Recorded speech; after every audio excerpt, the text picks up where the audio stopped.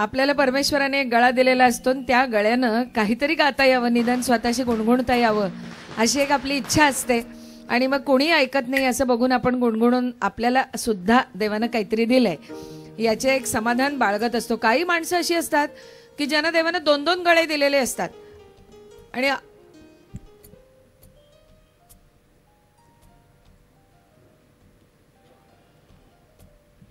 असं एक व्यक्तिमत्व आहे इथे. म्हणजे आम्हाला एक गळा आयुष्यभर नाही सांभाळता आला, या माणसाने 2 गळे आयुष्यभर सांभाळले. त्यातून एक स्त्रीचा गळा आणि जो देवानं दिलेला आहे जो ओरिजिनल तो पुरुषाचा गळा, असे दोन्ही सांभाळायचे आणि त्याच्यामध्ये एका वेळेला त्या दोन्हींचा वापर करून गाणी गायची. सोपं काम नाही महाराजा.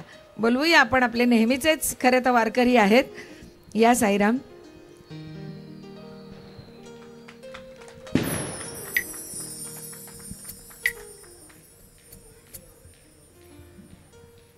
आणि हल्ली दोन्ही गळे आमच्याकडे पण देवाने दिलेत असं दाखवण्याची फॅशन आहे, पण दोन्ही स्वर सुरात लावायचे हे तसं कठीण असतं काम. मग ते या साईराम कोणतं गाणं गाणार मला माहिती नाही आहे. त्यांनाही माहित नाही, आम्हालाही माहित नाही. आनंदी आनंदगडे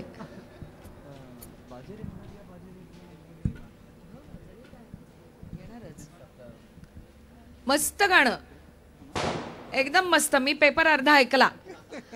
इकडे बदलू नये या कारणाकरता मला थोडीशी चपळाई आणि चतुराई या दोन्ही गोष्टी दाखवायला पाहिजेत.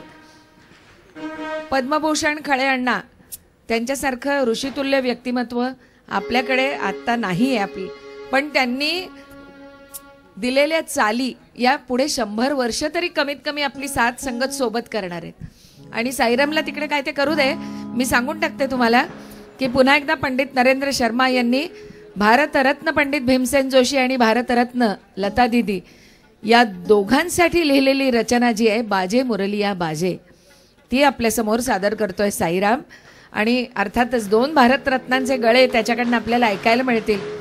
मी एवढंच सांगेन परब साहेब की हे गाणं म्हणजे ध्वनिमुद्रणाच्या क्षेत्रातला एक चमत्कार आहे.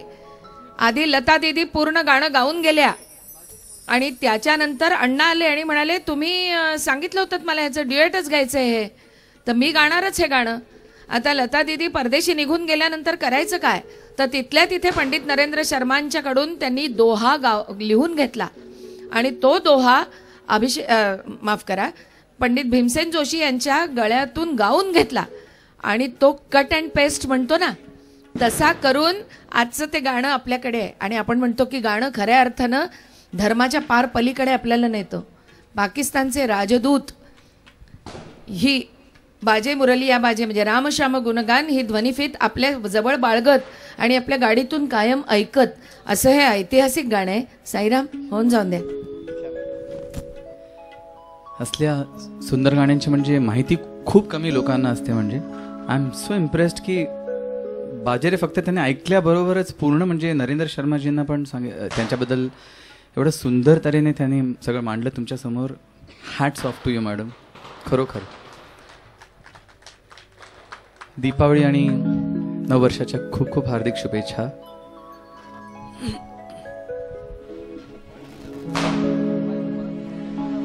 विमुख शिखर से धारा ध्याये राधा हरि सम्मुख बांसुरिया हरि सांवरिया राधा गोरी सुनवा रे बाजे मुरलिया बाजे रे बाजे रे मुरलिया बाजे.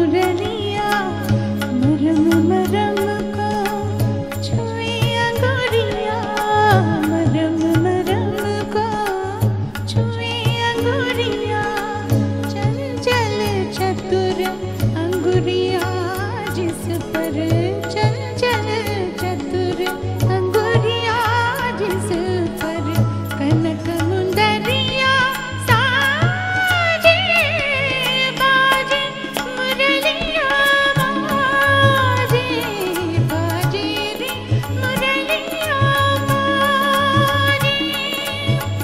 अधर धरे मोहन मुरली पर अधर धरे मोहन मुरली पर होठ पे माया विराजे बाजे मुरलिया बाजे बाजे रे मुरलिया बाजे।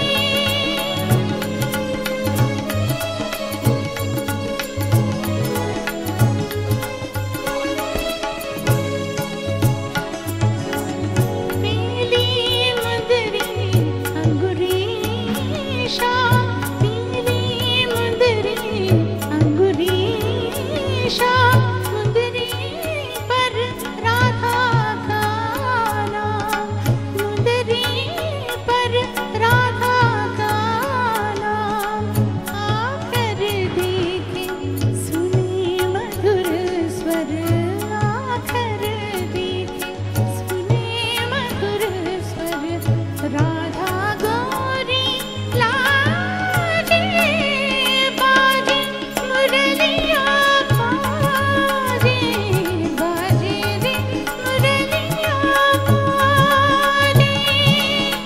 अधर धरे मोहन मुरली पर अधर धरे मोहन मुरली पर होठ पे माया विराजे बाजे मुरलिया बाजे बाजे रे मुरलिया बाजे।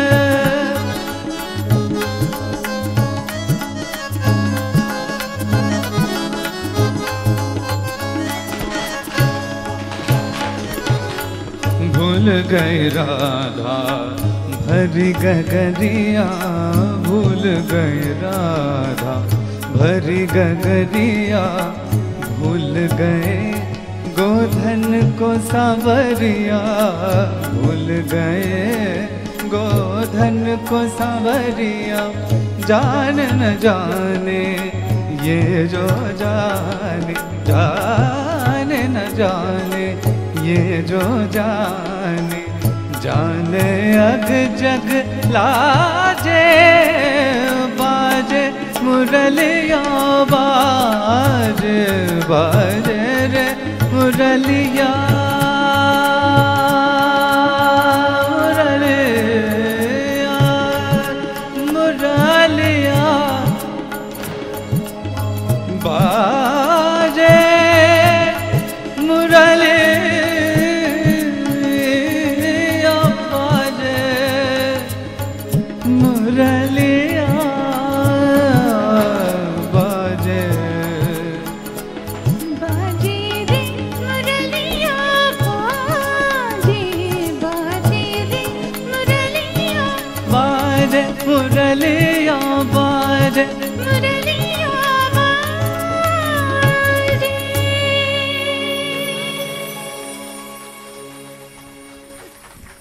कोणतीही निर्मिती हा शिवशक्तीचा खेळ असतो हे साईराम तुमच्या गाण्याने सिद्ध केलं आणि 2 दिग्गज आवाज सांभाळायचे not a joke. Yes of course.